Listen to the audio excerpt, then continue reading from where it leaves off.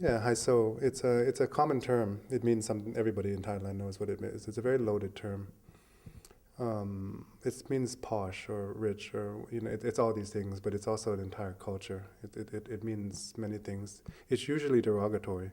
So when you say somebody's haiso, it means they're sort of affected or rich or it's derogatory usually.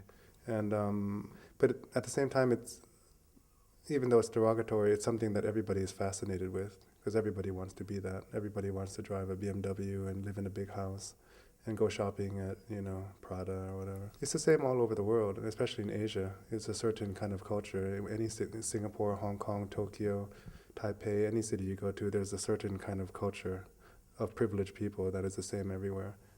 But I always wanted to look at it from a different angle. I didn't want to look at it from the Mercedes Benz and the big house and stuff like that, because it's sort of cliche and it's not always true actually. Um, but I want to look at it from more of like a emotional or psychological perspective where you're just different. Especially in a country like Thailand where there's a really huge difference in culture and education, in opportunities between people who have things and people who don't. And the biggest difference is in your mind. It's a very classist society. It was supposed to be my first film. I wrote it when I first graduated from school, film school, and you know, almost every filmmaker when they write their first film, it's always about them, because you never know if you're going to get to make a second one, and you always want to put as much of yourself into the first film as possible. And I just could never find anything I wanted to make in the U.S.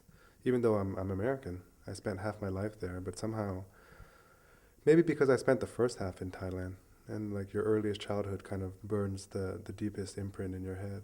Like everything that I wanted to make was stories in Thailand. Because it belonged to me and not to anybody else. I always felt in the U.S. that I could never make anything that somebody else couldn't also make. But in Thailand, like there's not that many films. There weren't that many. I hadn't seen that many either. And I wanted to make films about people like me. These American kids who walking around Thailand, and nobody's done that. And so I wanted to be the first one to do that.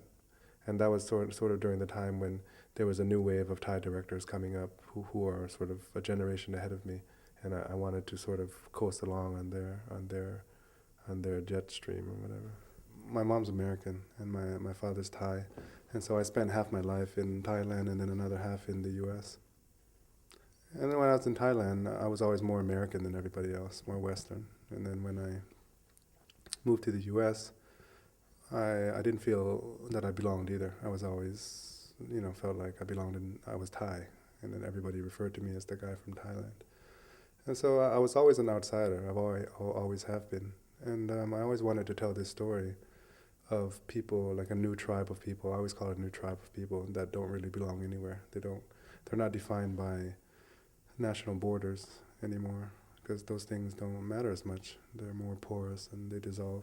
And I always wanted to tell it as a love story, because you feel it the most strongly in a relationship when you don't quite gel with another person and there's some cultural difference or conflict. You feel it the most strongly when you're dating somebody. I've dated Thai women who didn't speak English before, and then it would be fine. But then anytime we would go out with my friends who were English speaking, then I would have to sit there and translate the entire time what's happening, and then I can't speak Thai to them because it's weird, even though they do speak Thai, a lot of them, but we just grew up speaking English, or else they're just white and they don't speak Thai at all. And then the person would feel really uncomfortable.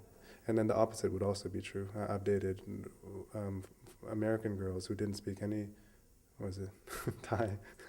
Yeah, and then it would be the reverse would be true. And so it's tough to really talk about it because it's abstract, but I mean, there's these concrete moments that happen in my life that I try to put into the films. And then the guy is kind of in the middle. He belongs sort of halfway in either world, but not completely. So at the end, that's why he's at the airport, because the American girl eventually goes home, and so does the Thai girl. She eventually goes home. Those are the final two scenes of either of both halves, And the guys, we don't know where he goes. He's just stuck in the airport.